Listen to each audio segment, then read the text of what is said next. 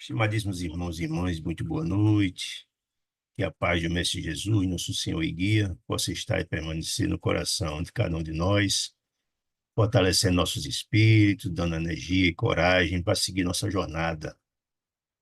Estamos estudando, meus amigos queridos, a maravilhosa coleção A Vida do Mundo Espiritual, que fora psicografada pelo nosso grande Chico, suas mãos santificadas, através do benfeitor André Luiz.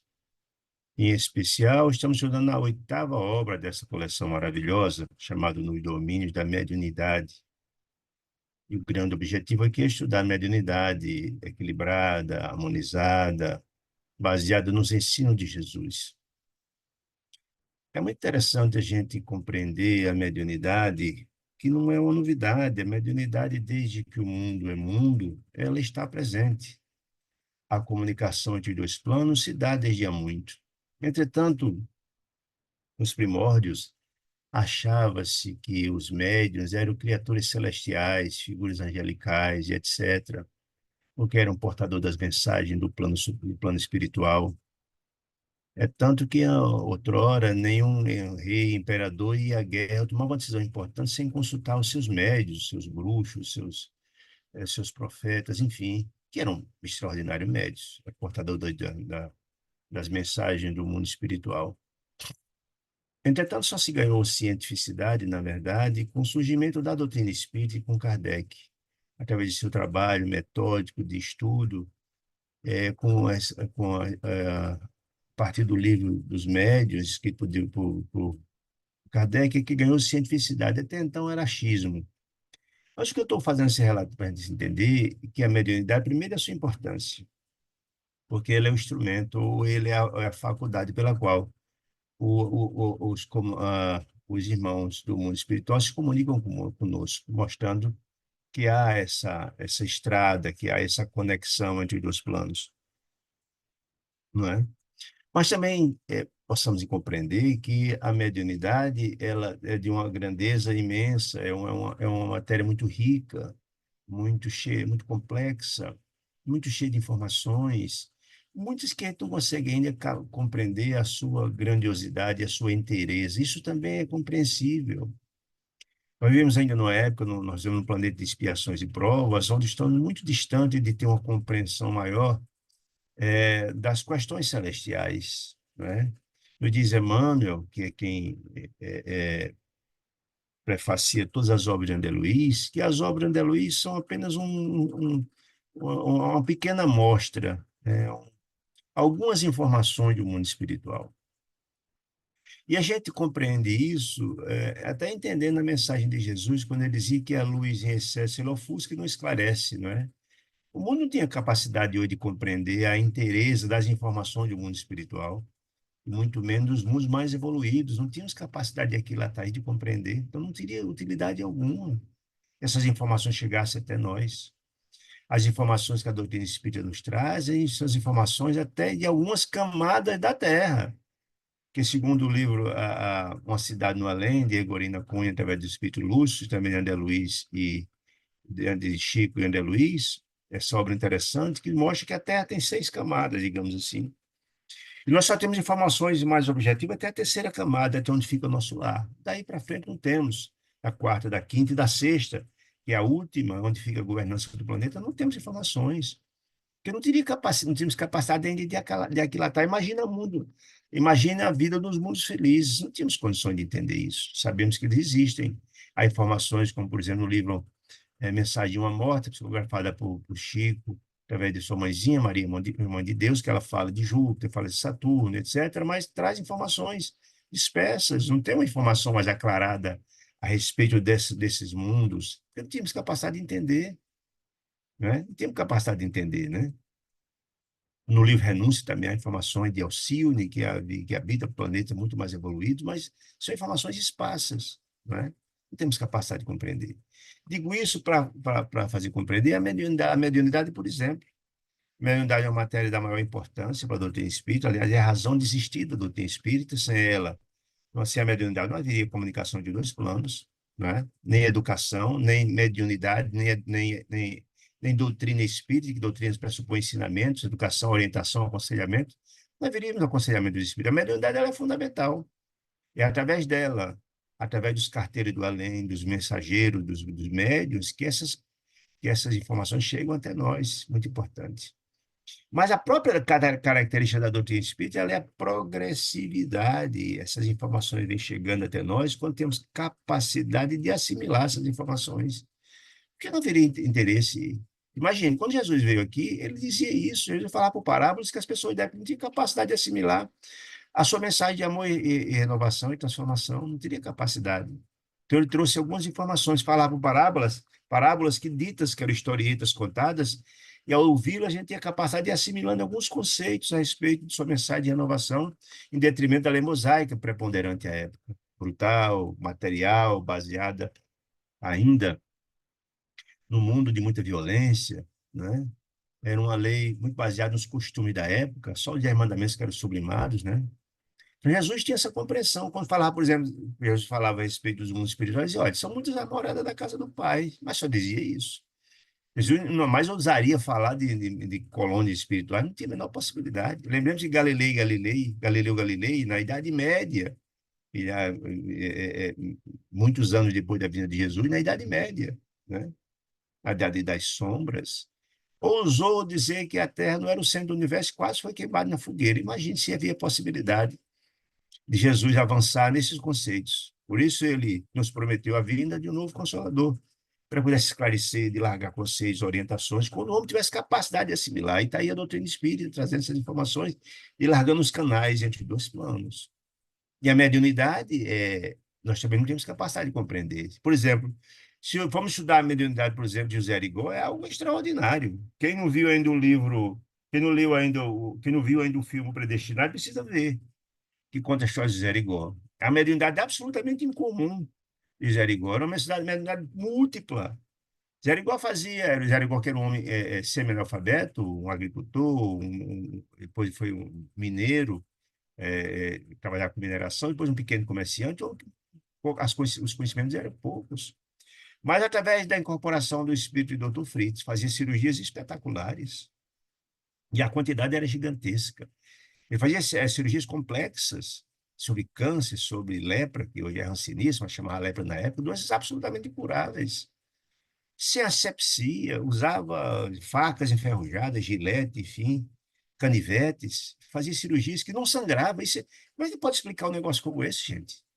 Como é que dá para entender isso? Há relatos que ele fazia cirurgias, que assistiu o filme vai ver. Colocava, inclusive, médicos participavam, chamavam os médicos para assistir a cirurgia dele com faca no olho, em tudo quanto é canto, faca enferrujada, nenhuma delas sangrava. Se sangrasse, ele mandava parar e parava de sangrar imediatamente. Terminava, lançava um gás ou uma lã de álcool no ar, e as entidades espirituais enchiam de remédios que vinham embebecidos com cheiro forte. Olha, como é que se pode explicar uma coisa dessa? Vai dar defeitos físicos extraordinários. E aquela cirurgia que era feita ali, sem muita preparação, sem nada, na hora fazia a cirurgia, o câmera ficava bom. Era muito impressionante. Há relatos, inclusive, de cirurgias feitas com corte que imediatamente sarou. Como é que se pode explicar algo assim? Nós estamos muito distante de compreender. E era tão impressionante a mediunidade e a capacidade, porque Jericó não fazia nada às claras, durante o dia, na vista de todo mundo, com a televisão assistindo. A mediunidade dela é tão extraordinária que foi estudada pela NASA. Tinha cientistas americanos estudando, porque era algo para o mundo em assombro, não tinha compreensão daquela mediunidade fenomenal. Quem tiver interesse em dar uma olhada, além de ver o filme, que aconselho, que é maravilhoso, leia um livro de Herculano Pires chamado Arigó, Vida, Mediunidade e Martírio, que está na internet, baixa de graça. É uma obra espetacular, porque essa obra foi escrita por Herculano Pires na época que Arigó estava trabalhando. Ele foi lá, pega na fonte, e ele conta informações impressionantes, primeiro com a grandeza de Herculano Pires, que era um dos grandes cientistas espíritas, homem de uma cultura extraordinária, vasta. Então é uma obra fenomenal. Só para a gente entender como na mediunidade ela é grandiosa e tem muita coisa que a gente não alcança ainda. Então esse estudo dessa obra aqui, por exemplo, do domínio da mediunidade, ela é muito importante para entender, porque várias obras de André Luiz, ele explica a mediunidade desequilibrada e as consequências da mediunidade desequilibrada para o presente e para o futuro, né? Mas nesta obra que ele trata da mediunidade equilibrada, por isso é os domínios equilibrados com coordenação, dentro na esfera de uma instituição espírita, mostrando todo o trabalho, a interface entre os benfeitores espirituais com os médiuns, a preparação, a sala da mediunidade, a preparação do médium, a organização, o planejamento do trabalho, uma coisa interessantíssima, com tantas informações, o trabalho que é feito na organização física, material do médium, no perispírito do médium, como é que essas coisas acontecem, várias modalidades de mediunidade que a gente já viu aqui. No capítulo final, no capítulo 12 que estamos semana passada, ele fez um peixe de 2 horas de trabalho mediúnico dentro da casa, das entidades que foram socorridas pelos médios, que tipo de médio, que tipo de quadro, não é?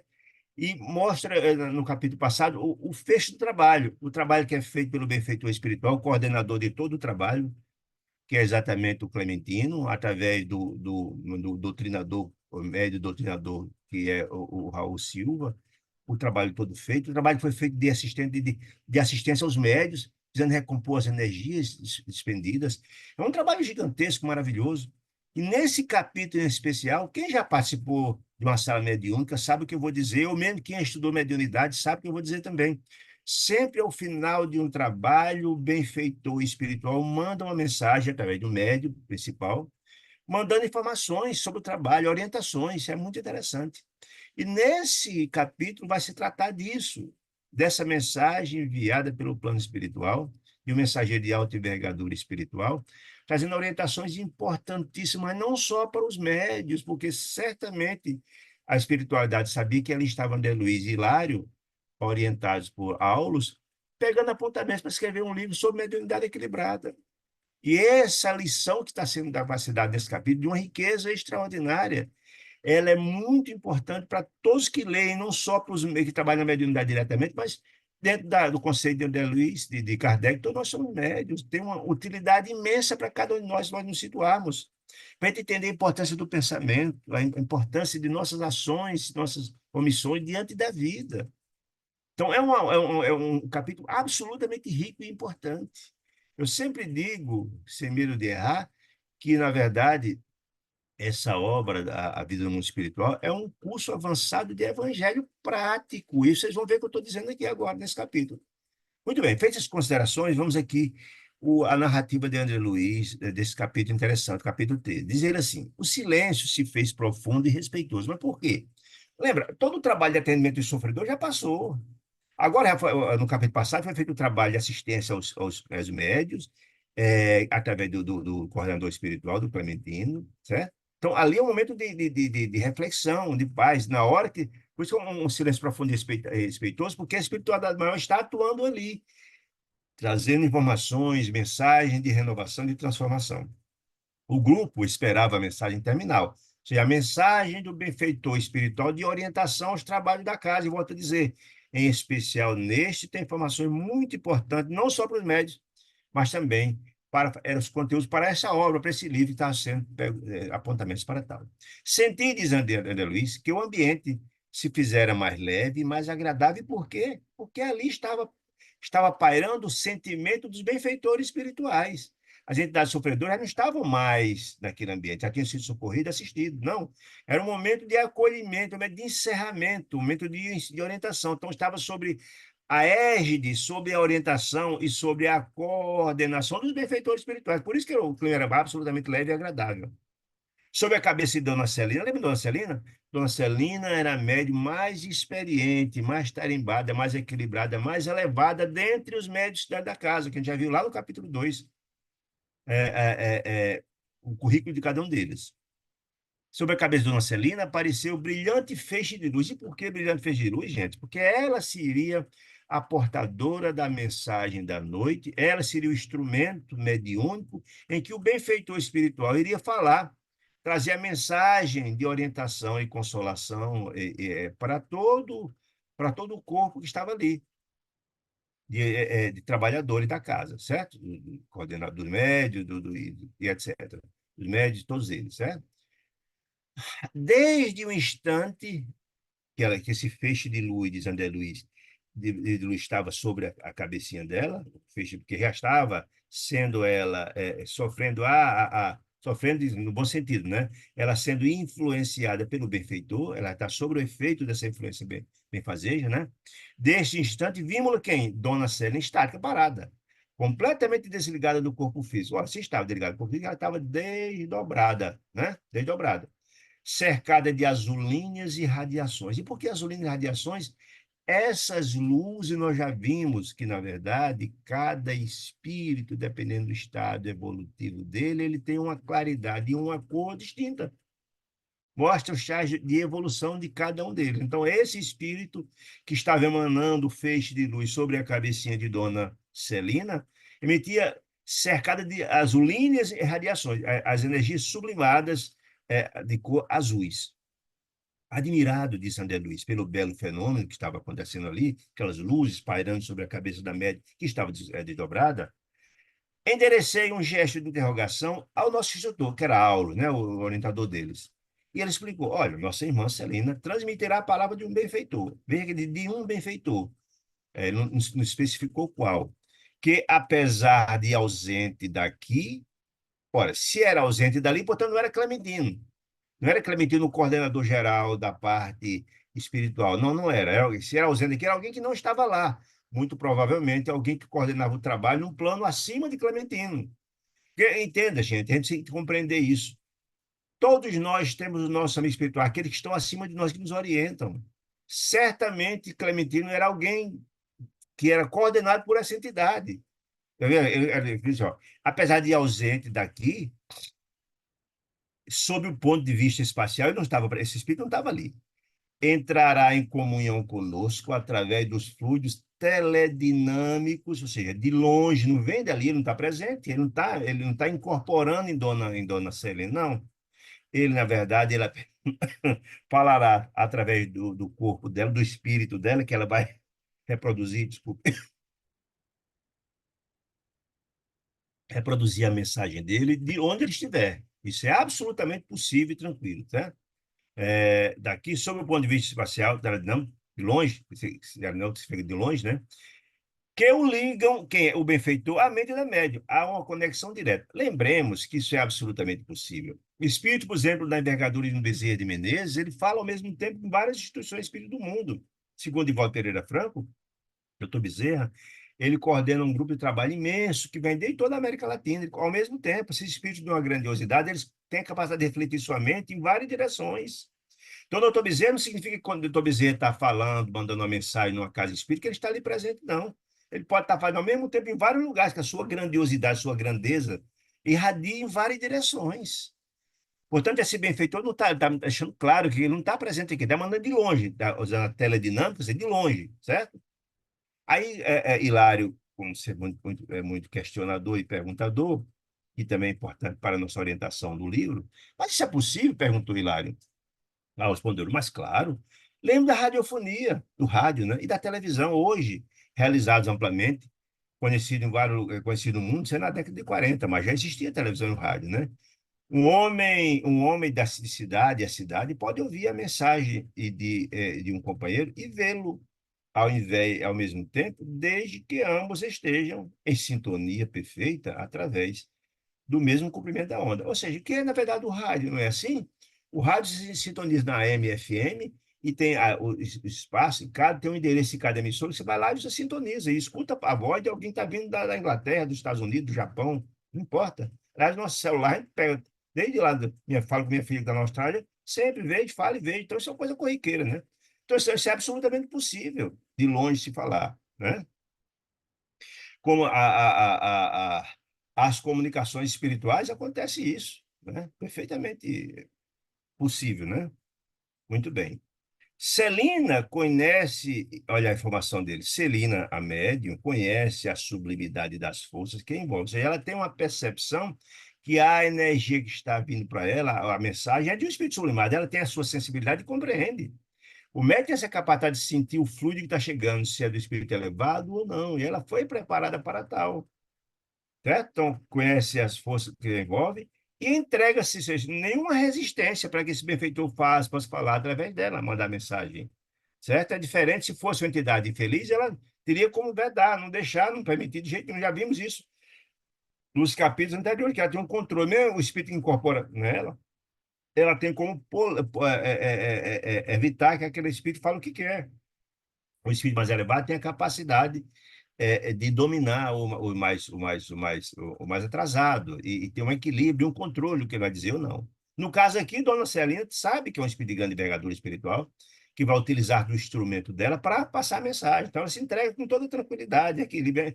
É um motivo de muita satisfação, inclusive, receber as energias celestiais. Você sente as energias divinais, o bem-estar que aquelas energias estabelecem, e você sente esse bem-estar, né?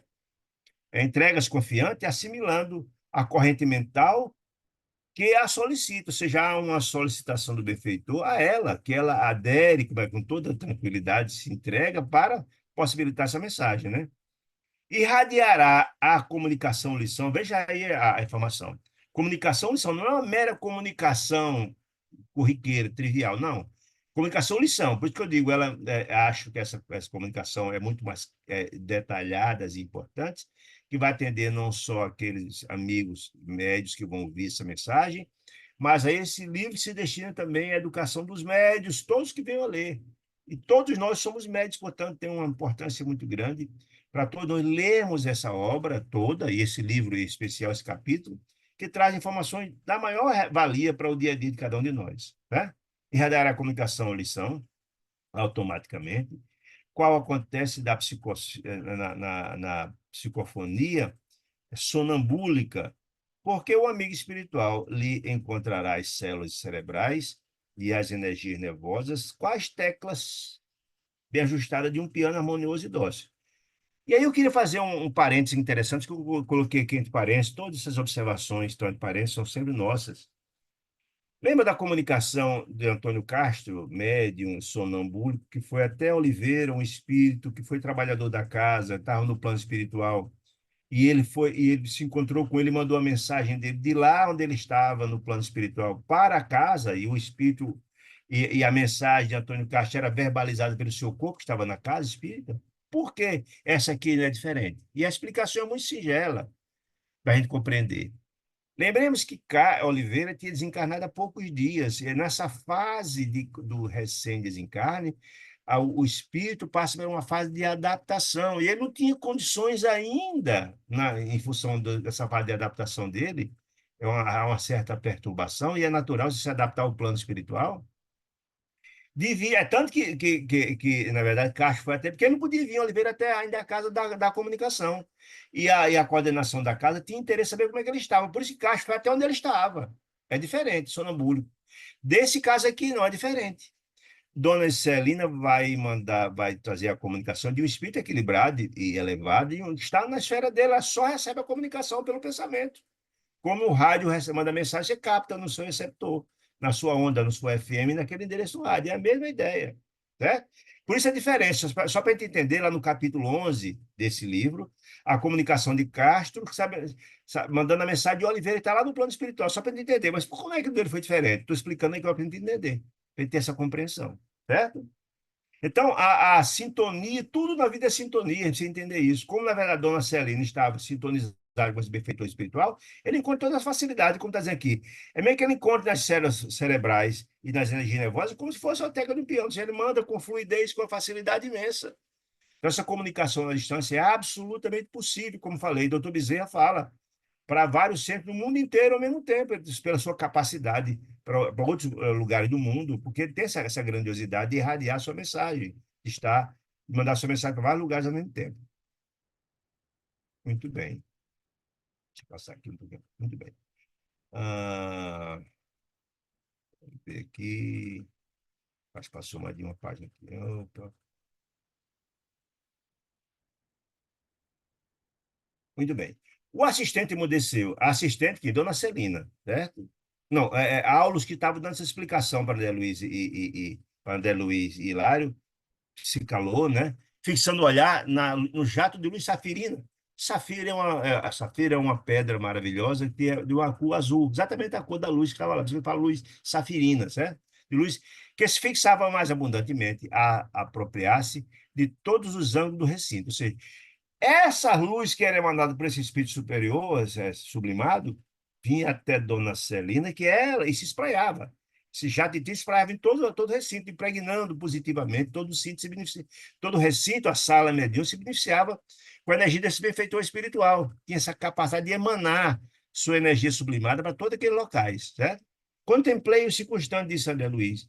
O rosto da médium, Dona Celina, refletia uma aventura, uma alegria, uma felicidade ignorada na Terra. Imagine aí qual é, na verdade, a energia de se encontrar ou de estar presente a comunicação de um espírito de uma grandeza espiritual dessa, né? Você tem um contato direto com o magnetismo dessa entidade, você sente todo o bem-estar, recebe toda a energia promanada dele. Então, é uma alegria, uma aventura, uma alegria imensa, o bem-estar é imenso. As criaturas que tiveram a felicidade de estar diante do espírito de alta envergadura espiritual sabem disso. Tem lá no livro Transição Planetária, o encontro de Manuel Filomeno de Miranda com o espírito de Francisco de Assis. E ele disse que foi tão impressionante que ele ficou numa fila para falar Francisco de Assis, lá na Colônia Redenção. Quando ele chegou até ele, não conseguiu dizer nada, só as lágrimas copiosas descendo, fruto do influxo do magnetismo dele, né? As pessoas que estiverem diante de grandes espíritos narram isso, a psicosfera dessa criatura, as energias que emanam do espírito dessa criatura, ele tem um raio de ação. Você sente aquela energia doce diante de você, e a emoção é muito grande, porque, na verdade, tem a sensibilidade, né? Muito bem. Por isso que ele dizia que essa alegria era imensa. O júbilo que a possuía, Dona Celina, recebendo aquela energia, como que contagiara todos os presentes. Por que contagiar todos os presentes? Porque emanava dela, ela irradiava para toda a sala. É claro que o que eu vou falar aqui, a gente precisa fazer uma distinção muito grande. Mas eu queria que quem tivesse interesse desse uma lida na maravilhosa obra Há 2000 anos, psicografada pelo Nosso Chico, através do benfeitor, do benfeitor Emmanuel. O célebre encontro do capítulo 5 dessa obra de senador Públio Lentulus, que era Emmanuel naquela encarnação, com o Espírito de Jesus armado de Nazaré. E aí tem uma compreensão disso. Claro que ninguém está aqui dizendo que esse benfeitor, Jesus é do mesmo nível dele. Não se trata disso. É claro que Jesus está muito a anos-luz, certamente, dessa criatura. É para a gente entender a força do magnetismo numa entidade sublimada, né? E narra aquela história extraordinária que, na época, Públio Lentulus, senador romano orgulhoso, a filha leprosa, e ele, a pedido de Flávia, a esposa, procura Jesus, porque era a única esperança que ela tinha de cura. Ela tinha uma fé magnífica em Jesus. E Públio Lentulus, envergonhado, não tinha como deixar de atender, porque a menina estava bastante mal, e procurou Jesus à noite na Vagem de Nazaré, para ninguém ver, né? E ele conta, esse capítulo 5 conta o sublime encontro de Jesus com Públio Lentulus. Foi tão impressionante, quando Jesus chega próximo dele, a força do seu magnetismo foi tão extraordinária que ele, quando dizia uma palavra, só chorar, caiu de joelho diante de Jesus, não conseguia dizer uma palavra, não obstante ser um senador romano, orgulhoso, etc, etc, etc, mas não conseguia dizer uma palavra sequer. Jesus fala, e a mensagem é linda, não vou dizer aqui, porque merecia uma fala, só essa conversa de Jesus com o Públio Lentulus, mas vale muito a pena ver esse encontro de Jesus. Jesus dizia exatamente que ele estava no alvedrio dele modificasse, dali, a partir daquele encontro sublime com Jesus, modificasse no futuro, que exatamente foi o que aconteceu, né? Hoje Emmanuel é um espírito de grande envergadura espiritual, mas naquela época era um senador romano importante, um senador orgulhoso, ligado ao poder, inclusive podia ter salvado Jesus da cruz e não fez, né? Está lá dito isso, né? Mas mostra exatamente a grandiosidade do magnetismo do Mestre Jesus diante de uma criatura dessa, né? Então, esse júbilo é absolutamente compreensível que Dona Celina estava recebendo diante daquele espírito sublimado, está mandando as energias celestiais, e não só ela recebia, mas ela também jorrava para a sala, que sentia a mesma alegria, contagiando ela, né? Dispõe-me a prosseguir observando, conversando, André Luiz, conversando com Aulus, mais Aulus. Não, não é hora de conversa, é hora de você quietude, que o momento é muito importante de respeito. Então, Dona Serra começar a falar agora sobre a mensagem celestial que será recebida na noite de hoje. Ouçam e aproveitem essas energias que promana dele para beneficiar todo mundo. Então, foi então que a voz diferenciada de Dona Célia, de Sandra Luiz, ressoou clara e comovente. Por que comovente? A emoção que ela estava sentindo ao transmitir a mensagem do benfeitor daquela natureza. Mais ou menos nesses termos. Meus amigos, disse o benfeitor, na voz, no corpo de Dona Célia, aquela que estava transmitindo a energia. Não, ela não estava incorporada, está recebendo a mensagem de longe. Começou a dizer o instrutor, que nos acompanhava o trabalho de longa distância. Não só estou dizendo que é de longa distância, está claro que não era ninguém que estava presente, não era Clementino que estava dando a mensagem, era alguém de longe, provavelmente um coordenador que Clementino era subordinado dele, muito provavelmente. Guardemos a paz que Jesus nos logrou, disse ele, nos legou, a fim de que nos acompanhe, a fim de que possamos servi-lo em paz. Ou seja, ninguém pode dar o que não tem. Se eu, nós podemos passar a paz e trabalhar no campo do bem, se eu tiver com essa paz dentro de mim, ninguém pode dar o que não tem. Diz Jesus, a gente tira as coisas boas de dentro do bom tesouro do nosso coração, as coisas mais do bom tesouro do coração. Ninguém pode dar o que não tem. Muito bem. Aí ele começa a dar uma aula sobre mediunidade, que é fenomenal o conteúdo. Em matéria de mediunidade, lembrando que mediunidade é exatamente o tema desse livro, que eu estou dizendo que essa matéria, essa palestra foi muito para o livro especialmente. Em matéria de mediunidade, não nos esqueçamos, disse o benfeitor, do pensamento. Por quê, gente? O pensamento é o veículo condutor do que somos, né? Exatamente. As ideias se materializam através do pensamento, né? Então, em materialidade, não nos esqueçamos do pensamento. Nossa alma, diz o benfeitor, vive onde se lhe situa o coração. Ou seja, se meu coração se situa no campo do amor, da paz, da fraternidade, a minha palavra, o meu pensamento, a minha alma está lá. Dentro da ideia que Jesus fala que a gente tira as coisas boas do bom tesouro do coração, as coisas más do mau tesouro do coração. Caminharemos, disse o benfeitor, ao influxo de nossas próprias criações. Ou seja, se eu crio, vivo, planejo, sinto, vivencio e pratico bem, não há dúvida nenhuma que essa minha vivência ela estará incorporada a mim, né? Então, caminharemos em função das nossas próprias criações, seja onde for, tanto encarnado como desencarnado. Ou seja, se eu emano bem, se eu faço, vivencio e pratico bem, a minha vida está envolvida nesse bem tanto encarnado como desencarnado, ou no mal. Se eu só vivencio, pratico, planejo o mal, eu estou envolto com isso e terei a sintonia com o mal. Terei as companhias que meu sentimento, meu pensamento cria. Portanto, se entender isso, que na verdade o nosso pensamento ele tem uma importância muito grande, né? O pensamento tem importância muito grande. Quando Jesus nos fala para vigiar e orar, é de uma sabedoria fenomenal. Tem que ser um mantra na vida de cada um de nós. Então, na hora que sentimos um pensamento chega a cada um de nós, é um pensamento infeliz, não é meu. Estou sendo influenciado por alguma entidade infeliz. Eu entro em oração em prece, eu vigiar e orar, e vigiar, identificar se isso acontecer, e orar é a oração que faz elevar a nossa faixa vibracional. Elevar a nossa faixa vibracional, eu saio daquela faixa, né? Importante isso, né? Então, a sintonia ela é tudo, né? Muito bem. Caminhemos, tá, como ele está dizendo. É aquela velha frase, diz com quem andas que eu digo quem é isso, não é aquela história? Então, se na verdade, se eu ando ao lado de entidades venerandas, é porque eu tenho sentimentos que me atrelam, que me ligam àquela criatura veneranda.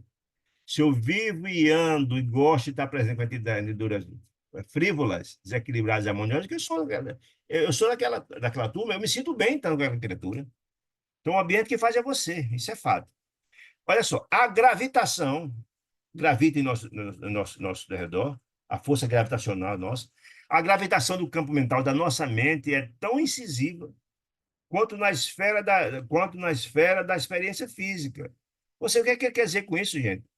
Na esfera física, a gente só está ao lado daqueles que a gente gosta de estar. Não é assim? A gente procura o ambiente que a gente gosta. Se eu gosto da música clássica, eu vou procurar um ambiente que tem a música clássica, que me dá prazer e alegria, e não a música pauleira que vai me fazer desequilibrar, vai me irritar e tal, né? Se eu estou no local que a conversa é edificante e eu acho bacana, eu vou estar naquele local. Mas os viciados gostam de estar junto com os companheiros do vício, né? Estou dizendo, essa gravitação, esse ponto de atração, como na verdade o ímã atrai o ferro, não é assim? Atrai. Nós somos assim também, atraímos as mesmas criaturas que têm o mesmo sentimento do nosso. Por isso que, na verdade, sintonia é tudo. Tudo no universo é sintonia. Muito bem. Servindo ao progresso geral, diz ele, move-se a alma na glória do bem. Ou seja, se você, na verdade, é um servidor do progresso, do bem, da paz, do amor, da benevolência, da diligência, do perdão, se você, na verdade, vivencia isso, a sua alma se move na glorificação do bem. Ou seja, sua alma vai cada vez mais elevar sua sintonia, e vai cada vez mais conquistar a companhia de entidades venerantes que têm esse sentimento. É a destinação do ser. Nossa destinação não é a felicidade, mas é uma decisão nossa. Então, está dizendo aqui, ó, servindo ao progresso, seu espírito, sua mente, ao progresso em geral, capaz de vivenciar sentimentos do bem, sua alma vai elevando-se. E elevando-se, vai conquistando a presença e a assistência e a companhia de entidades mais venerandas. Entretanto, emparedando-se no egoísmo, egoísta é aquele que só pensa em si próprio, arrasta-se em desequilíbrio sob as trevas do mal. As criaturas que só pensam em si, que só pensam que o resto se dando, ele estando bem, o resto se dando, ele estando com fome, ele estando saudável, não importa quem está com fome, quem está em desgraça. Não, essas criaturas egoístas de Jesus, que é um dos grandes chagas da humanidade, o egoísmo, essas criaturas, ao contrário, eles vão se atrelar exatamente aos sentimentos infelizes, né? E as trevas sob as trevas do mal, porque ele vai estar.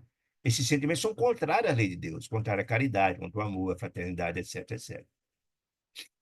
A lei divina, diz o benfeitor, é o bem de todos. Ou seja, a vivência da lei divina, de amor, de fraternidade, etc., é o bem de todos. Se vivenciássemos essa lei divina, todos estaríamos bem. A negação ou a vivência em contrário é que nos complica. Colaborar, diz ele, na execução de seus propósitos da lei divina, né?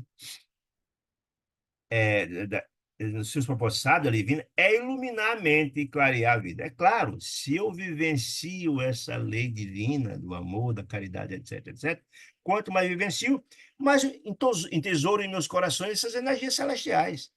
São em depósito na lei, depósito na poupança celestial, de que eu sempre gosto de dizer, para entender mais fácil essa história. Cada bem que a gente faz vai estar lá. É um depósitozinho disso, né? Estou iluminando nossa mente. Estou agregando para perto de mim as entidades venerantes que vivenciam a mesma ideia. Opor-lhes a essa lei divina entraves, a pretexto de acalentar caprichos perniciosos, caprichos que causam danos, prejuízo a outrem. Ou seja, é egoísta quem pensa só, se esquece dos outros, né? Se, não importa se a ação dele vai prejudicar, se não vai. É obscurecer o raciocínio e coagular a sombra ao derredor de nós mesmos. Não é isso? Se, na verdade, eu ignoro o sofrimento, a angústia, a dor dos que estão ao meu redor, eu sou uma criatura egoísta, só penso em mim mesmo. E as criaturas egoístas são as criaturas de baixa faixa vibratória que não têm a sensibilidade de se condoer com a dor alheia. Um dos pré-requisitos da caridade primeiro, é você se condoer com a dor alheia, para depois seu espírito se mover no sentido de minimizar, tendo lá, ou cessar aquela dor. As pessoas que têm esse sentimento estão se ligando às criaturas egoístas de espírito também, encarnados ou desencarnados, né? Se afastando da luz e buscando se atolando nas sombras, né? Essa é a grande verdade. É indispensável, disse o benfeitor, é indispensável, não é aconselhável, ajuizar ou decidir quanto à direção dos nossos passos. O abismo, para a luz, para a estrada iluminada, os céus, para as energias sublimadas.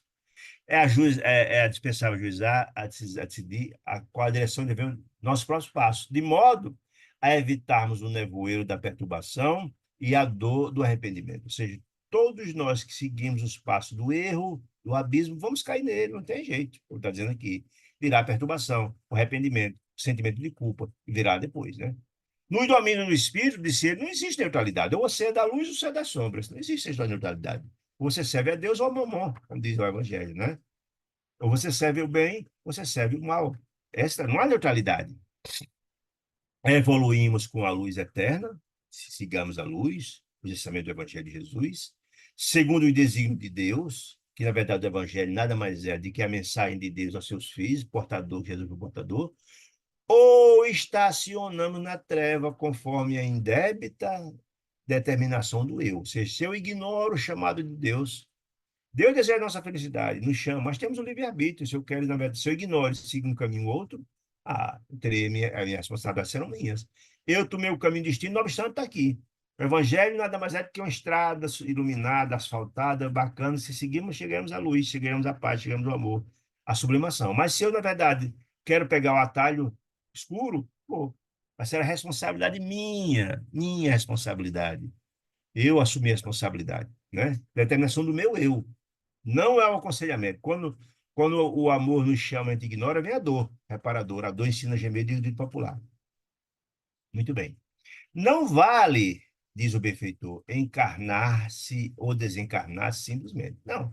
encarnar e desencarnar não santifica nem glorifica ninguém, só não.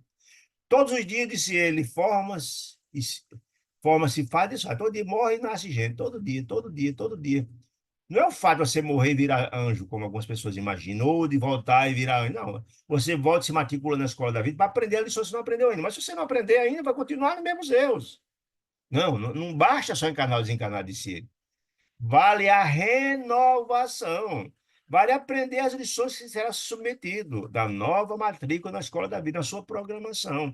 Vale a renovação interior. Se eu fizer minha reforma ainda não me transformar, se eu não fugir dos meus erros, cometer os mesmos erros, não chegará em lugar nenhum. Vale a renovação interior com o acréscimo da visão. E que visão, gente? De que somos filhos de Deus. Deus deseja a nossa felicidade. E a defesa, que a felicidade é uma conquista. E eu tenho que trilhar esse caminho. Ela não virá, não cai do céu. Vale a renovação interior com o acréscimo da visão, a fim de conseguirmos à frente, a evolução, com a verdadeira noção da eternidade. O que é essa noção da eternidade? Que somos filhos de Deus, que somos espíritos imortais, que morrem no nosso corpo físico. Eu tenho que ter essa compreensão. Se eu sou filho de Deus e Ele me dá todas as possibilidades, envia os seus emissários de amor, nossos tutores, nossos anjos da guarda, nossos espirituais.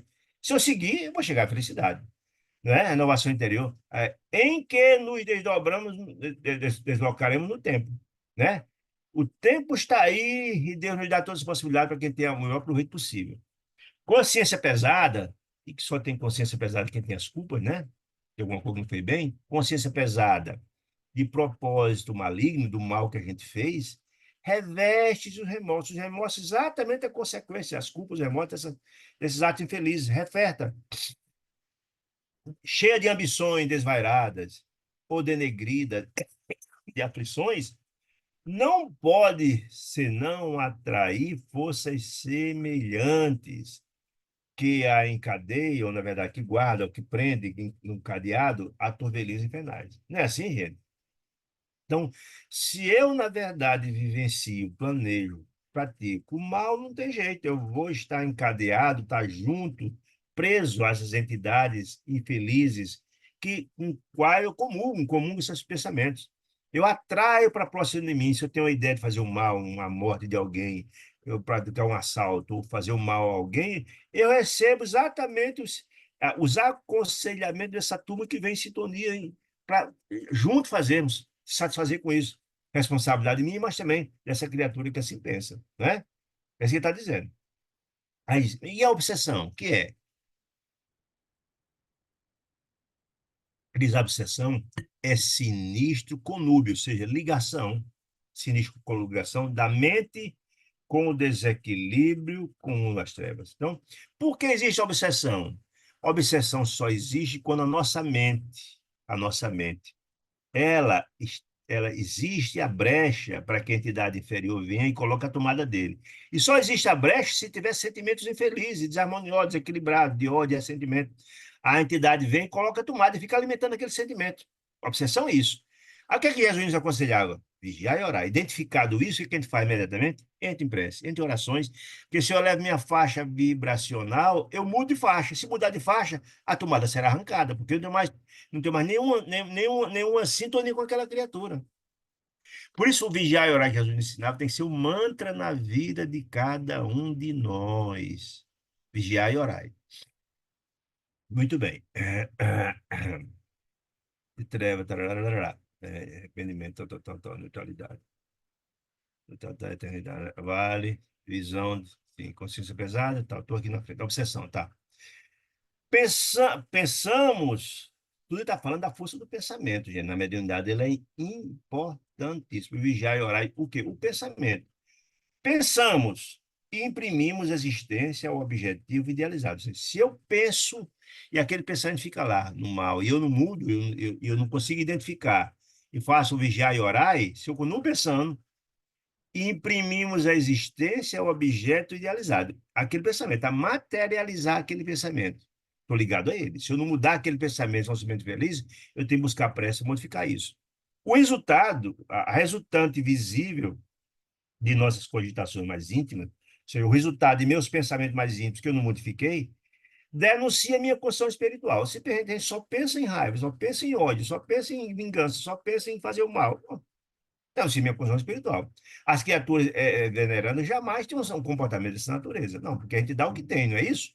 Se na verdade você só fala em coisa ruim, em negatividade, porque a negatividade está dentro de você. Dentro daquela ideia que a gente tira as boas coisas, o bom tesouro do coração, as más coisas, o mau tesouro do coração, como diz Jesus. Né? Condição espiritual que nos é própria.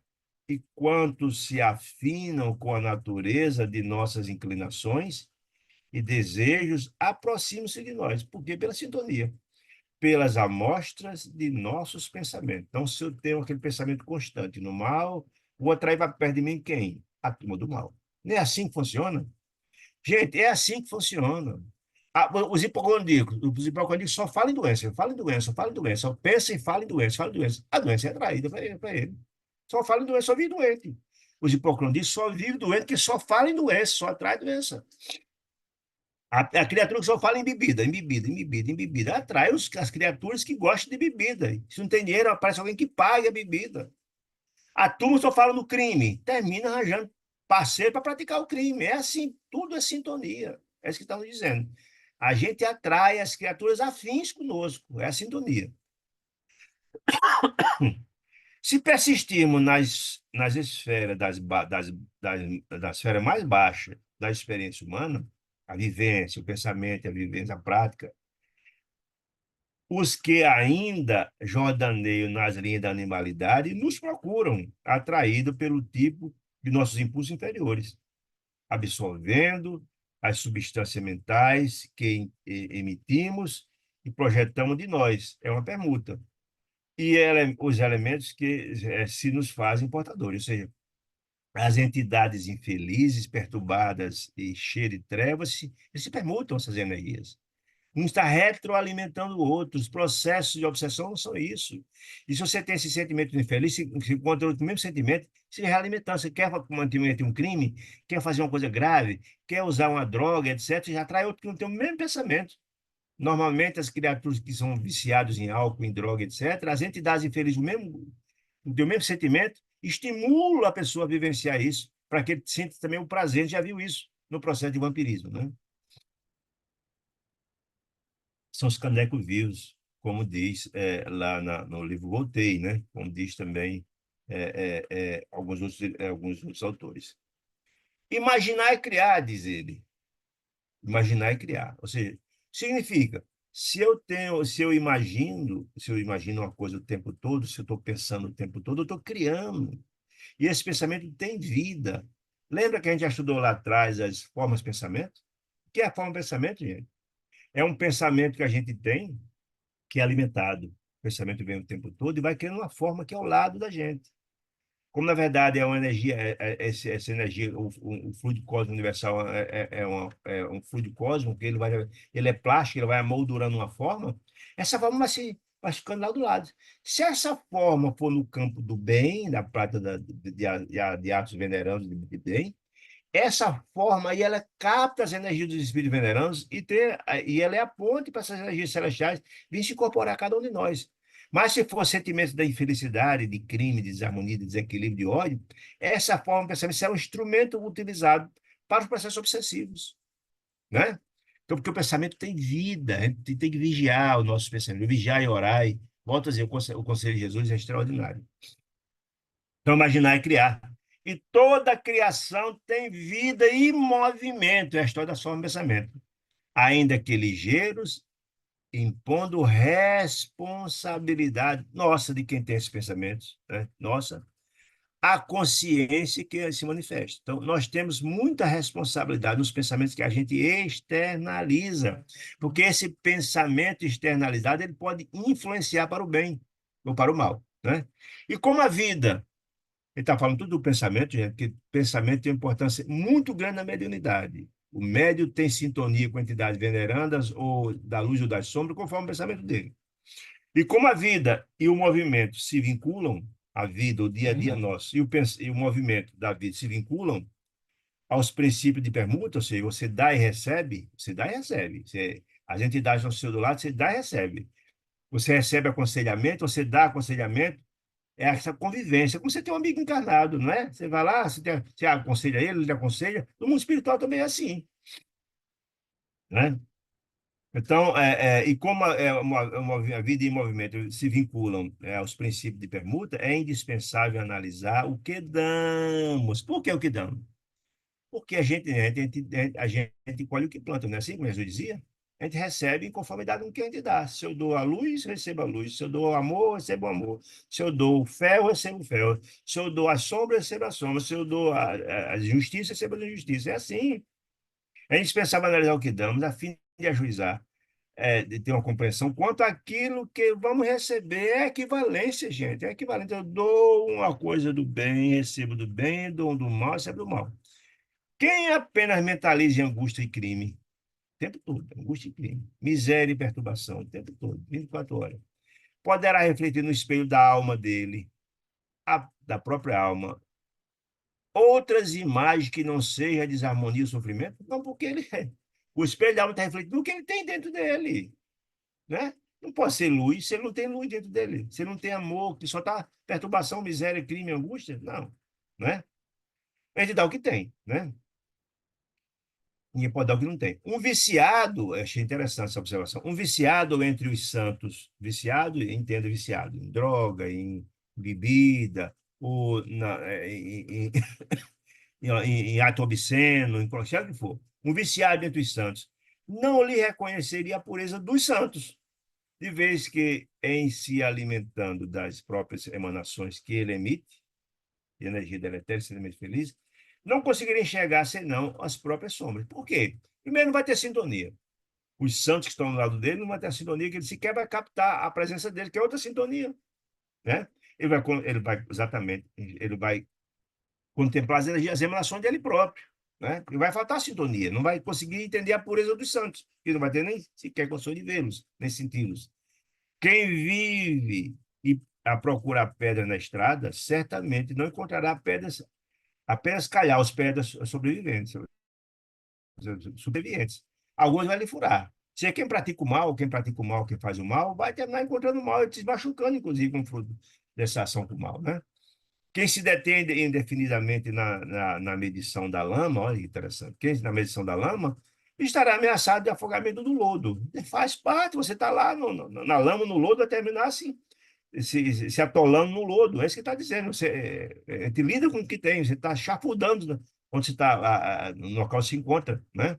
Só vivencio o mal, vou terminar me contaminando com o mal e sendo prejudicado por esse mal também. O viajante fascinado pelos sarsais, ó, quer dizer, o viajante fascinado pelos sarsais, as sarsas são aquelas, tem muita informação dela na Bíblia, que são árvores que só tem espinho, não tem frutos, né? À beira do caminho sofre o risco de enlouquecer entre os espinheiros do mato inculto, que não dá flor, não dá fruto, não dá fruto, não dá nada, só tem espinho, né? Se você, na verdade, você se contamina com as coisas que estão ao seu redor. Mesma história do lodo, mesma história das pedras, né? Vigiemos o pensamento. Olha a história do vigiar e orar de Jesus, falava tanto, né? Purificando esse pensamento. Tem que vigiar esse pensamento. Se alguma coisa vier em desconformidade, que esse pensamento não é seu, entra em prece. Foge daquele pensamento, né? Purifica esse pensamento. Então, vigiar e orar, é oração. No trabalho incessante do bem, vivencie o bem, para que arrojemos em nós a guilheta, que significa algema, arranquemos nós algemas, somos algemados, capaz de acorrentar-nos e nos ficar presos a obscuros processos de vida inferior. Ou seja, se você, na verdade, diante do pensamento inferior que ele chega, você não busca prece, não busca se livrar daquela entidade, daquele pensamento inferior e a prática do bem, você não vai cortar essa algema. Você vai terminar dando, inclusive, aso para que esse processo obsessivo continue, a entidade inferior começa a se utilizar de você. E você fica preso a isso. Então, vigiar e orar, ele é fundamental, ele está exatamente aconselhando. Vigiemos o pensamento, purifica esse pensamento, incessante no bem, para se livrar da influência das entidades infelizes. Então, a forja viva, que significa transformação, olha que interessante, é forja da vida, é da forja viva, da transformação, da ideia que a gente tem, do pensamento, né? É da transformação da ideia que sai as asas dos anjos e as algemas do condenado. Então, se você, na verdade, está recebendo um pensamento infeliz e você não se modifica, se você não se transforma, não faz essa forja, essa transformação viva, se você não busca essa reforma íntima sua, se você se reforma, se transforma, é dessa ideia que vem as asas dos anjos, a vivência, a prática do bem, a sua sublimação, né? E também dos anjos e as algemas dos condenados. Você retira, através da oração, da sua transformação, a algema, a sua ligação com as entidades infelizes. Olha que coisa interessante, né? Muito interessante. Pelo pensamento, escravizamos-nos. Pensamento infeliz, né? Escravizamos pelo pensamento infeliz, se a gente conseguir se livrar dele, ele continua falando do pensamento, para gravar bem isso no coração da gente. Pelo pensamento infeliz, está lá o tempo todo, chega, você não se transforma, não muda, não muda a sintonia, escravizamos a troncos de suplício, de sofrimento infernal. Sentenciamos nós, lavramos a própria sentença, por vezes, a século de peregrinação nos trilhos da dor e da morte. A gente tem visto isso na prática, consultando a literatura espírita. A única forma de você se livrar do mal é você se transformando, se renovando. Porque, inclusive, quando você pratica o bem, você tem a capacidade de educar até aqueles que estão mal próximo de você, se educa, se transforma, se renova, são tocados também pelo bem. Porque o bem é contagioso, positivamente falando, né?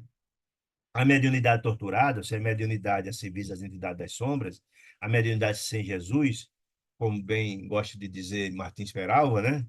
A mediunidade torturada não é senão o enlace, a ligação entre almas comprometidas em aflitivas provações do mal que fez no passado, né? Provações, nos lances de reajuste. Então, a mediunidade de prova que a gente tem falado tantas vezes é exatamente isso. O médium tem que ter muito equilíbrio para ele não ser, na verdade, instrumento das entidades das trevas. A mediunidade de prova nos é dada como um empréstimo, porque nós temos graves erros do passado, e se eu, na verdade, vivenciar essa prática do bem, eu, na verdade, não só procurarei beneficiar aqueles que prejudiquei no passado, ou outros fazer o bem, como também receberei o benefício direto, que quem faz o bem passa bem com você, né?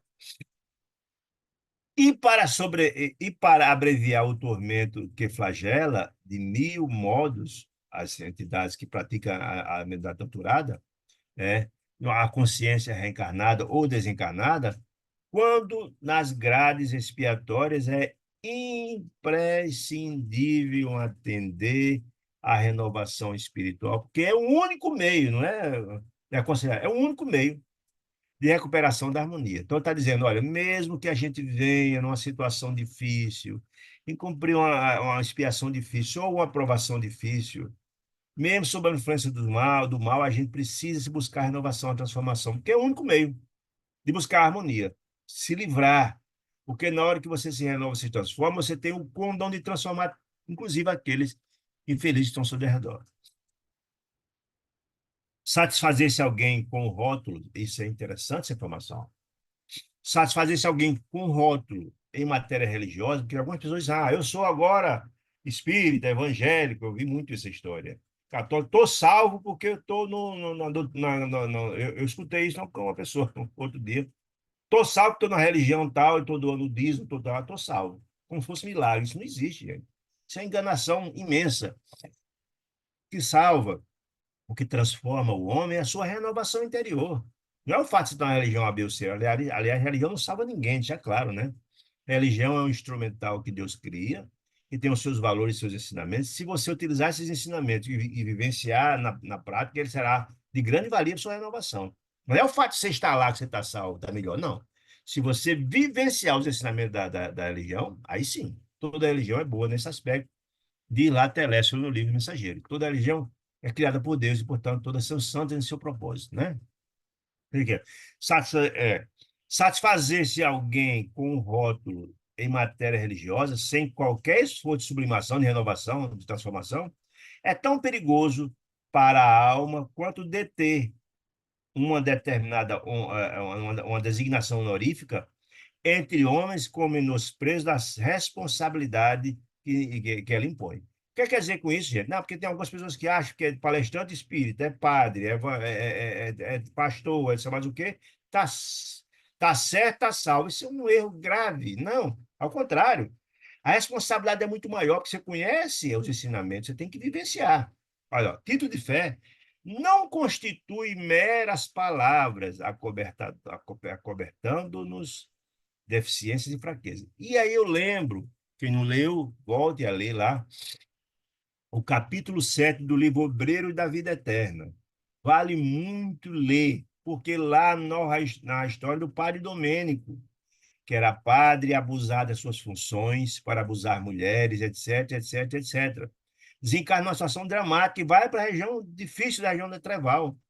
E ele é revoltado, porque segundo ele queria e merecia o céu, e aí ele, que quando ele foi morrer, recebeu a extrema-unção, dizendo que estava perdoado, ele achava que o fato de ter sido padre era o suficiente, e não.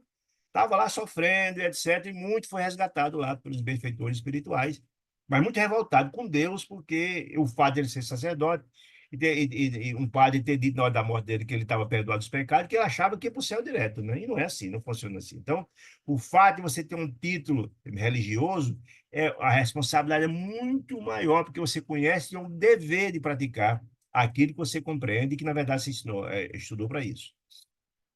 Expressam, aí, quando eu explicando aqui, expressam quem tem esse tipo de fé, deveres de melhoria a que não nos será lícito fugir, sem agravo de obrigações. É o caso do Padre Domênico, mas tem quem não leu, eu lembre-se, leu o capítulo 5 dos Mensageiros, que fala a situação dos médios que faliram, e foram muitos, médios, doutrinadores, etc., palestrantes, que vieram com missões, que foram preparados muito no mundo espiritual e falharam gravemente por orgulho, por apego a uma coisa material, etc., etc., etc., e certamente está agravada a situação dele. Vieram para cumprir missões e não cumprir, se agravaram, inclusive, e lamentando profundamente no mundo espiritual por não ter bem aproveitado as suas oportunidades. Então, vale muito a pena ler o capítulo 7 do Obreiro da Vida Eterna e o capítulo 5 dos Mensageiros, que fala dos médios que faliram.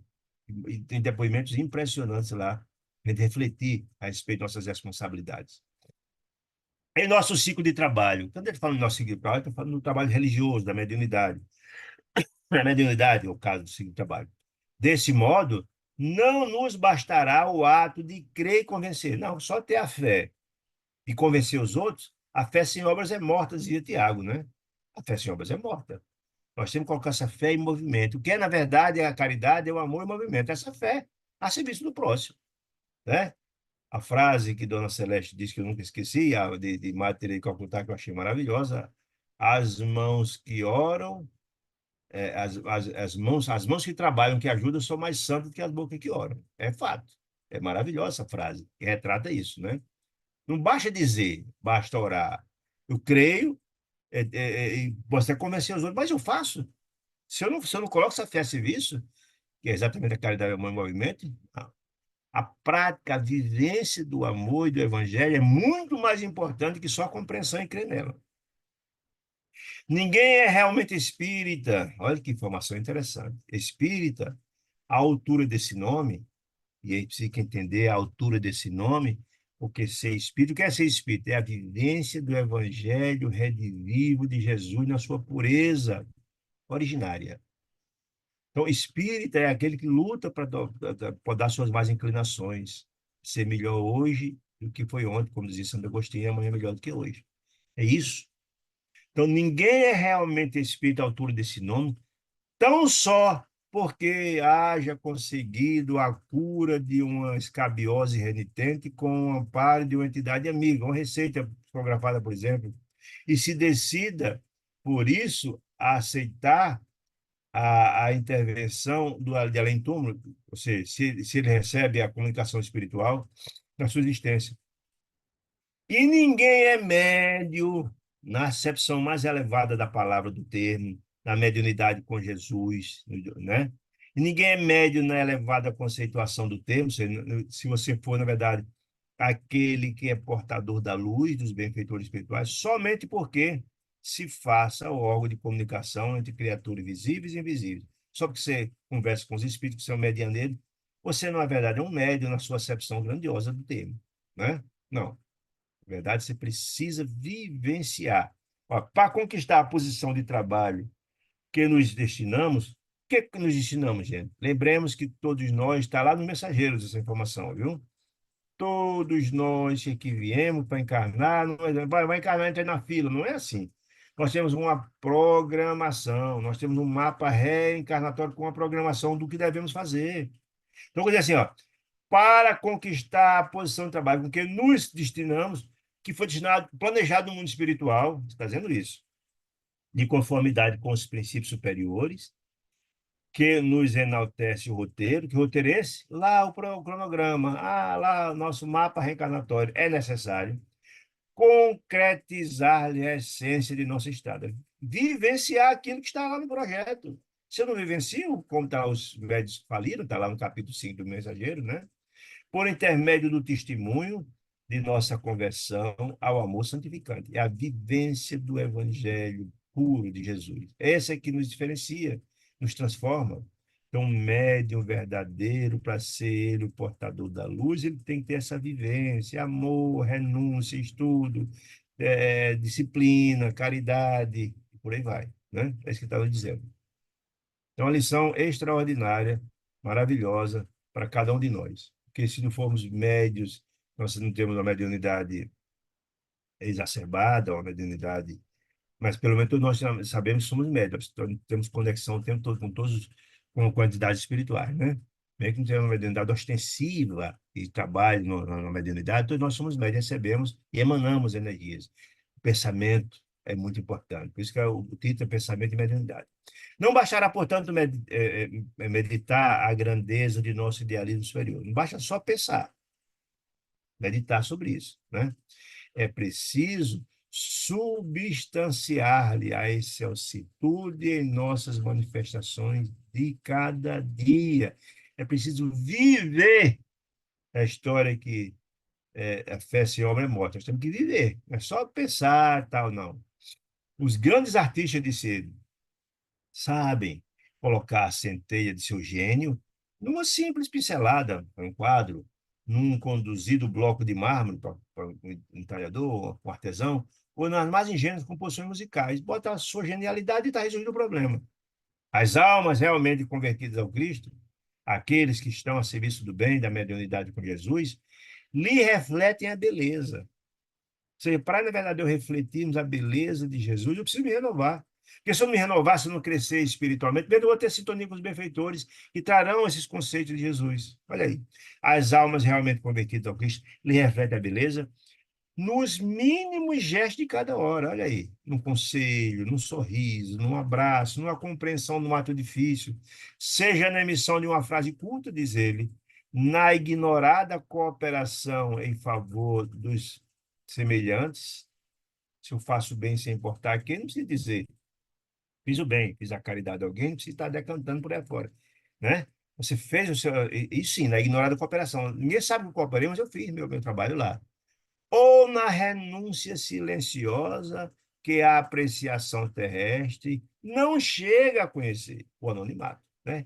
E a gente tem visto demais os benfeitores espirituais que não estão preocupados em ser identificados como fizeram bem a alguém, não. Faz o bem pelo bem, isso é pura caridade, que a mão direita não sabe que a mão esquerda faz, como diz Jesus. E é benevolência para com todos, indulgência com os erros dos outros. Então, fazer o bem sem importar quem é uma das mais meritórias formas de caridade, e essa que aos olhos de Deus, é que nos engrandece. O único propósito que você tem é de fazer o bem, sem importar quem. Então, o anonimato, a renúncia, o amor, a cooperação, sempre enaltece-nos aos olhos de Deus e muito. Nossos pensamentos, diz o benfeitor, geram nossos atos. Ou seja, ninguém pratica um ato sem primeiro pensar, não é assim? E nossos atos, nossas ações geram pensamento nos outros, não é assim? O bem tem a capacidade de influenciar os outros, como o mal também, não é? Então, é muito interessante. O bem é como aquela pedrinha que a gente joga na água, que ele vai se espraiando, né? Aquelas ondas vão se espraiando eternamente. Então, o bem é contagioso positivamente, né? Então, nossos pensamentos geram atos e nossos atos geram pensamentos. Nós temos a capacidade de influenciar para o bem ou para o mal. Inspiremos simpatia. Olha que interessante, gente. O que é simpatia? Estão lembrados? Na doutrina espírita, a gente vê muito isso. A simpatia, ela é absolutamente fundamental. Se você faz o bem a alguém, aquele que recebeu o bem, ele fica muito grato. Passa a ter uma simpatia, uma gratidão eterna a você e encaminha os céus em orações, pedindo que Deus os recompense. Mas não só ele. Essa simpatia, ele tem um espectro mais amplo. Os pais, os irmãos, os amigos, e tomaram conhecimento que você praticou o bem àquela criatura, também eles são muito gratos. E também encaminham os céus, as bênçãos, pedindo que Deus ilumine. Mas não só encarnados, desencarnados também. Então, o espectro do bem é muito grande, como também do mal. Quem faz o mal, além do que quem recebeu o mal fica revoltado, os que estão próximos, encarnados, encarnados do mesmo jeito. Então, inspiremos simpatia. E mais, sempre nós temos visto isso, as criaturas que praticaram o bem, diante da dificuldade, chega sempre alguém daqueles que beneficiou, ou o parente que foi beneficiado, em socorro. Isso é simpatia. Quem leu lá O Missionário da Luz viu a história da encarnação do Sigismundo, a história da simpatia, está lá mostrando isso. Muitos vêm ajuda, o próprio Sigismundo tinha feito um mal grande, fez tanto bem no mundo espiritual, muitos vieram em socorro dele na hora que ele precisou. É assim que funciona. Inspiremos simpatia e elevação, nobreza e bondade junto de nós, para que não nos falte amanhã o precioso pão da alegria. O que significa esse pão da alegria? O bem que você fez é sempre revertido para você. Você colhe o que planta, são em depósito na poupança celestial de que eu tanto falo. Na hora da sua dificuldade, todos nós passamos por ela. Vem virar aqueles que você beneficiou de alguma forma em socorro de você. Chama-se é, é, é, é, é, é, esse pão da alegria significa isso, né? Há uma compensação muito importante, né? O bem que a gente faz sempre se reverte a nosso favor, sempre virá alguém, na hora da dificuldade, nos socorrer, especialmente aqueles que fizemos o bem, não que fizemos o mal, normalmente não acontece assim, né? Convicção da imortalidade, disse ele, o benfeitor. Convicção da imortalidade, eu sei que sou uma alma eterna, sem altura de espírito que lhe corresponda. Olha, se eu sei que eu sou um espírito eterno, e se eu não luto para me melhorar, eu vou colher o que no futuro? Não é? Se eu não planto a boa semente, eu vou colher o que no futuro? Eu sei que sou uma criatura imortal. Se eu, quando um faz no mal, vou colher o mal. Jesus já dizia, é um fato. Todas as religiões falam isso da mesma forma. Então, convicção de imortalidade, sem altura de espírito que lhe corresponde a essa compreensão, que eu sei que, na verdade, só irei buscar os espíritos mais sublimados se eu trilhar o caminho, será a projeção de luz no deserto. Ou seja, o deserto já tem a luz. Eu preciso é que minha luz, na verdade, chega onde estão as sombras. A caridade, onde chega a dor, o sofrimento, a angústia, aí sim, eu preciso me elevar e levar essa condição de compreensão de espírito imortal, melhorado, renovado, trabalhar e ajudar os que estão precisando do caminho, filho da mesma família, família universal, que é isso que me faz elevar. Então, olha, com visão de mortalidade, sem altura, não vai resolver nada. Mediação entre os dois planos, o médio, entre os dois planos diferentes, sem elevação de nível de moral, é estagnação e inutilidade. Se, na verdade, eu sou um medianeiro, eu sou um médio, e se eu não busque ter o quê?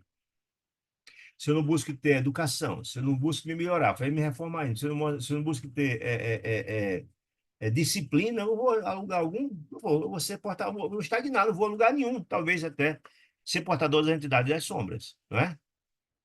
O pensamento é tão significativo, diz o benfeitor, na mediunidade, por que que dá conexão? Essa conexão será com os benfeitores ou com as entidades das sombras, depende do pensamento que eu emane, né? Quanto leito é importante para o rio. Olha aí. Ou seja, se na verdade não tiver o pensamento puro, sublimado, elevado, vou quem atrair perto de mim as entidades infelizes. O leito do rio também. O leito é fundamental para o rio trilhar, caminhar bem. A água trilha no leito, não é? Mas se esse leite estiver sujo, vai o quê? Na verdade, levar água, vai sujar a água. E o pensamento negativo vai também turvar, eu não vou poder trazer os pensamentos puros pelo meu canal de pensamento infeliz. Aí diz aqui o exemplo: ponde as águas puras sobre um leito de lama pútrida e não terei senão a escura corrente da viciação. A água vai ficar viciada. É a mesma história da mediunidade. Se meu pensamento não estiver purificado, as energias sublimadas que vêm do céu se surgirão, ficarão sujas. Não adianta, eu não vou ter como, na verdade. Se meu canal, o leito do meu pensamento está sujo, o pensamento sublimado não vem ali a procurar quem tem. o médium que tem essa capacidade de receber as energias sublimadas, né? É exatamente isso. Indubitavelmente, divinas mensagens de si descerão do céu para a terra. Sim, mas quem receberão essas mensagens, né?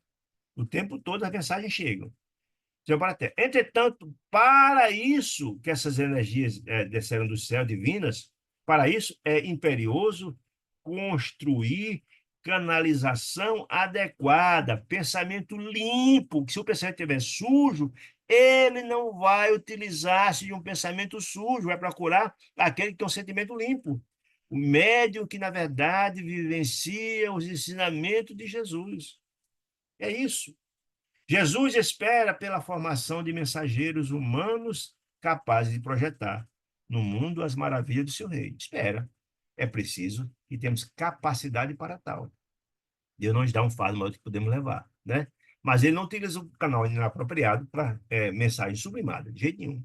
Para atingir esse aprimoramento e transformação e renovação ideal, é imprescindível, não é aconselhável, é imprescindível que o detentor das faculdades mediúnicas, os médios, psíquicos, não se detenha no simples intercâmbio. Não, eu estou aqui à disposição, vou receber quem vier. Não, você, para a verdade, ser portador da mensagem da luz, a luz tem que estar no seu coração. O seu canal tem que estar limpo. Ser leal é indispensável a consagração de suas forças às mais altas formas de vida, buscando a educação de si mesmo e no serviço desinteressado, ou seja, a caridade é isso, em favor do próximo o material de pavimentação de sua própria senda, do seu próprio caminho, né?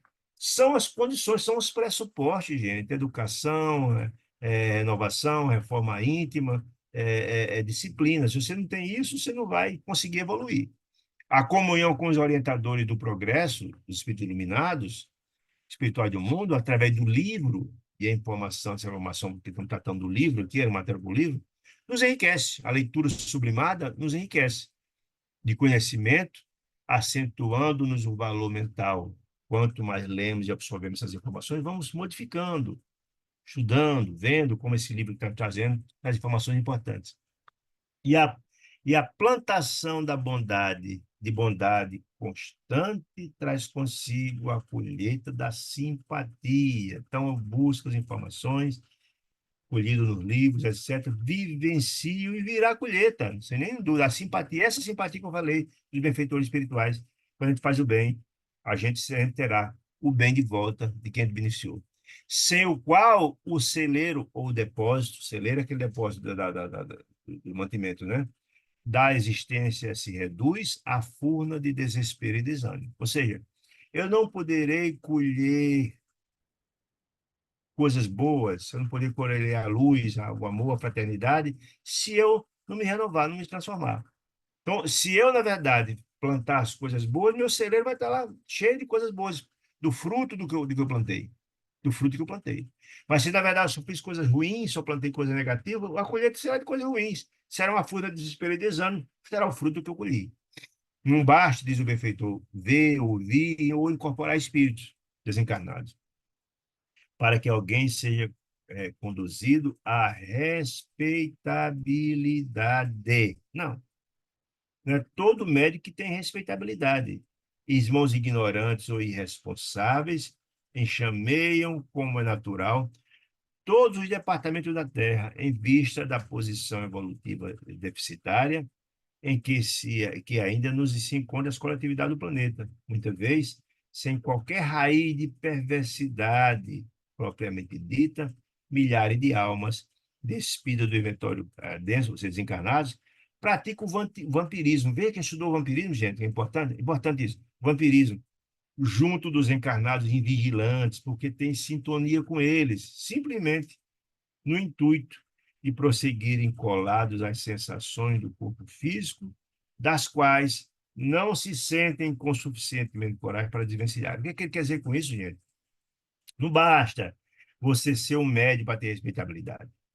Se, na verdade, eu não me renovar, não se transformar, não ter disciplina, etc., eu vou ser portador das entidades das sombras. E só tem muitas entidades que vêm e não são maldosos. O processo de vampirismo é um tanto quanto distinto do processo de obsessão comum. Normalmente a obsessão acontece com as entidades que têm ódio da gente, têm raiva pelo mal que a gente fez a eles. Não, o vampirismo é diferente. Às vezes o vampirismo acontece por alguém, até um familiar, um filho, um pai, uma mãe, um irmão, que tem sintonia com a gente. Se eu gosto das mesmas coisas que ele gosta, ele vem me vampirizar, utilizar das minhas energias, colado de mim, sentir os mesmos prazeres que tinha antes da comida, da alimentação, do vício, etc, etc, etc, etc, etc. Né? Então, a importância da renovação, da transformação, da reforma ímpar, ela é fundamental.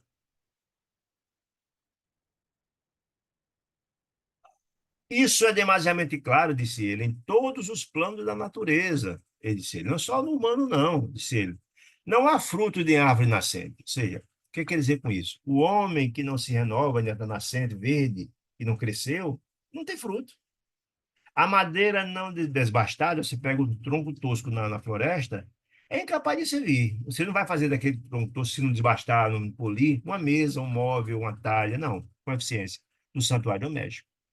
A área movediça, figura de linguagem, estou usando, movediça, não garante a sustentação, não, você vai afundar nela.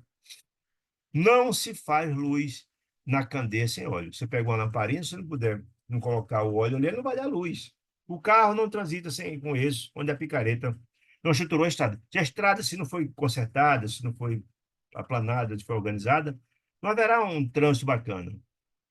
Como esperardes o pensamento divino, onde o pensamento humano se perde nas mais baixas cogitações da vida? Não tem como.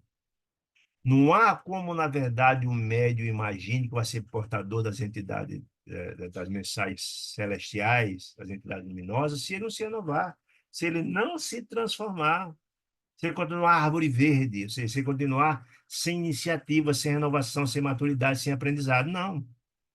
Quem mensageiro do céu, disse ele, se fará fugir, fugir, utilizar-se-á a mensagem celestial em nosso empreendimento quando o espelho de nossa alma faz denegrido, desacreditado, pelos mais inferiores dos interesses.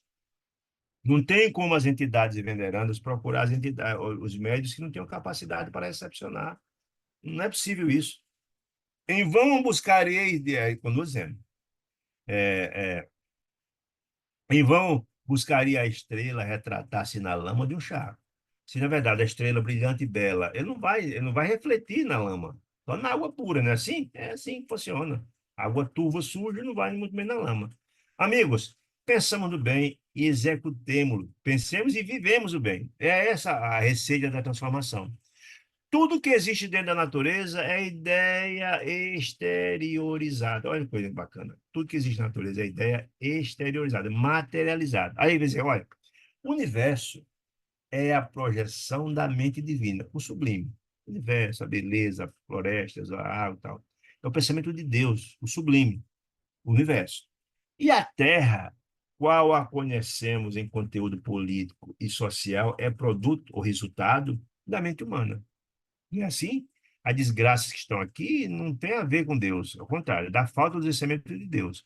É o resultado da mente humana. Nós somos um planeta de expiações e provas, e o mal ainda prepondera, por isso que vemos um mundo cheio de guerras, injustiças, dores, sofrimentos, etc, etc.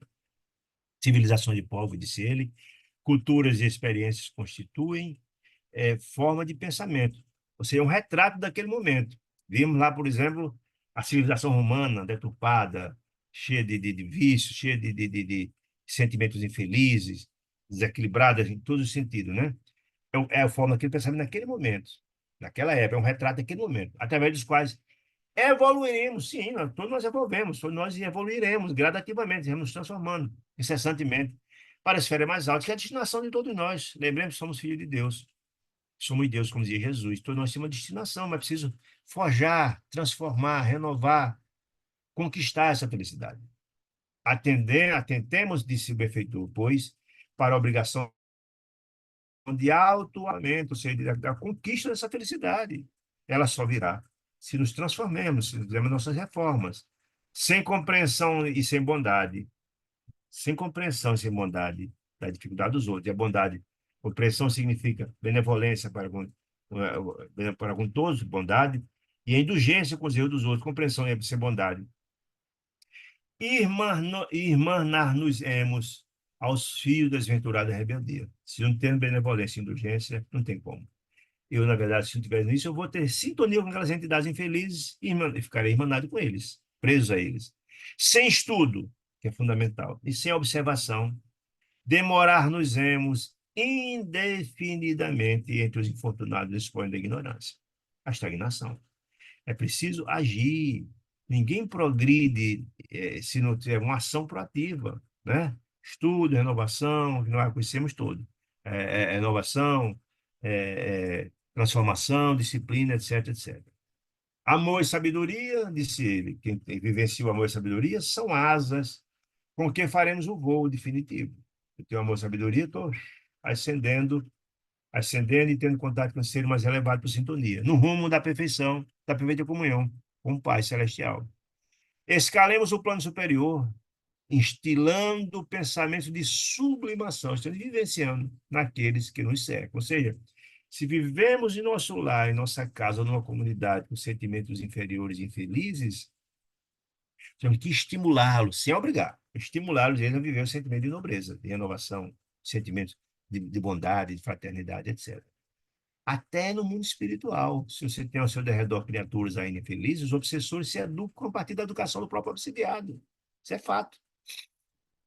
A palavra, segundo ele, esclarece. A palavra é importante. Esclarece, ajuda, mas o exemplo arrebata. Isso é extraordinário. A palavra esclarece, mas o exemplo arrebata porque quem vivencia o bem tem um caráter educativo extraordinário. É muito importante isso. Então, a prática do bem, ele influencia e educa. A gente vê isso nos nossos filhos. Se, na verdade, os pais têm condutas equilibradas, nós somos os heróis dos nossos filhos. Nós temos uma influência desequilibrada, desarmoniosa. Se eu digo ao meu filho que não. Se eu digo ao meu filho que não bebe, não fume, respeito os outros. Se eu bebo, fumo, não respeito eles. Como é que pode? Né? Então, o exemplo arrebata. A palavra ajuda, mas o exemplo arrebata. É dentro daquela ideia de Madre Teresa de Calcutá, que as mãos que trabalham são mais santas do que a boca que ora. Ajustemos o Evangelho Redentor, ou seja, pautemos nossa conduta nesse grande código de moralidade que é Jesus é o portador. Se vivenciarmos ele, não tenho nenhuma dúvida, seguiremos em frente. Cristo é a meta, é o caminho, a verdade e a vida. Ele é o objetivo, ele é o modelo que devemos seguir de nossa renovação, diz o benfeitor. Regenerando a nossa existência, transformando-nos pelos padrões de Jesus, baseado no seu evangelho, reestruturaremos a vida íntima daqueles que nos rodeiam. Eu sempre gosto de dizer aquele exemplo que Divaldo dá, do Máscara de Ferro, que era uma criatura que buscava obsidiá-la há 40 anos. 40 anos. No dia que Chico recebe uma criança negra deformada na lata do lixo da Mansão do Caminho e a que recebe com amor como filha, mudou completamente o Máscara de Ferro, que aquela criatura, aquela criança tinha sido mãe dele na encarnação passada. Um ato de profundo amor por parte por parte de Divaldo, que fez transformar aquela criatura. Então, o nosso ato de bondade transforma o que está de lado, transforma o que está ao nosso derredor. Então, a transformação, aquele ato de beleza e de amor de Divaldo, foi capaz de transformar aquele espírito e de inimigo passou a ser um amigo, disse segundo Divaldo. O pensamento puro e operante é a força que nos arroja do ódio ao amor. Então, o pensamento puro e vivenciado é a força capaz de transformar o ódio em amor, como esse caso de Divaldo, né? Da dor à alegria, da terra para o céu. É a transformação gradativa, né? Procuremos a consciência de Jesus para a nossa consciência, para que a nossa consciência lhe retrate a perfeição e beleza, ou seja, a vivência em conformidade com os ensinamentos de Jesus, com o seu evangelho. Saibamos refletir a glória e o amor, a fim de que a luz celeste se espalhe sobre as almas, como o esplendor solar se estende sobre o mundo, né? Se a gente conseguir refletir a glória e o amor, a fim de que vivenciemos tudo isso, esse efeito desdobrador e educador, vai como aquela pedra na água que eu falei, ela vai se dobrando, é contagioso positivamente, né? Comecemos nosso esforço de soerguimento, de renovação, de levar-se espiritualmente, de levantar-se espiritualmente, desde hoje. Amanhã teremos avançado consideravelmente no grande caminho. Quanto mais cedo começarmos a fazer a atenção, tomarmos conhecimento disso, que somos seres divinos, que somos filhos de Deus, que somos Deus, e possamos agir como tal, melhor, mais cedo a gente vai conseguir encontrar a felicidade. Meus amigos, meus irmãos, rogando a Jesus que nos ampare a todos, deixo-vos com um até breve. É a despedida desse benfeitor, que é através da nossa Celina, dessa mensagem celestial, né? A voz da médium emudeceu, sensibilizados, reparamos que do alto se apagava o jorro brilhante, que era exatamente as emanações sublimadas do benfeitor que vinham através de Dona Celina, né? Raul Silva, em prece curta, encerrou a reunião da mediunidade, com a parte física, humana. Nós sabemos que a casa espírita, quando todo mundo vai embora para suas casas, o trabalho continua. Ali é um hospital espiritual, e a espiritualidade continua operando no trabalho. E Lacemos Clementino, coordenador espiritual da casa, lembremos que também André Luiz, André do Espírito, se abraçaram com ele. As despedidas, disse ele para mim, voltem sempre, convidou gentil, sim, sim, continuaremos aprendendo. E lado a lado com o nosso orientador Paulo, retiramos-nos felizes, como que sorvesse a água viva da paz, da taça da alegria. Meus amigos queridos, vejam que capítulo valioso de informações, não só para os médios especificamente, mas para cada um de nós que somos médios, como diz Kardec, né? De uma beleza extraordinária para vigiar nossos pensamentos e vivenciar o Evangelho de Jesus na sua inteireza. Meus amados irmãos, queria saber se ficou alguma dúvida. Se não, queria agradecer muito a presença de vocês. É para nós motivo de muita alegria e convidar vocês para juntos estarmos na próxima quarta-feira, se Deus permitir. Temos toda a noite de muita paz, de muita harmonia e uma excelente semana. Fiquem com Deus. Saúde e paz.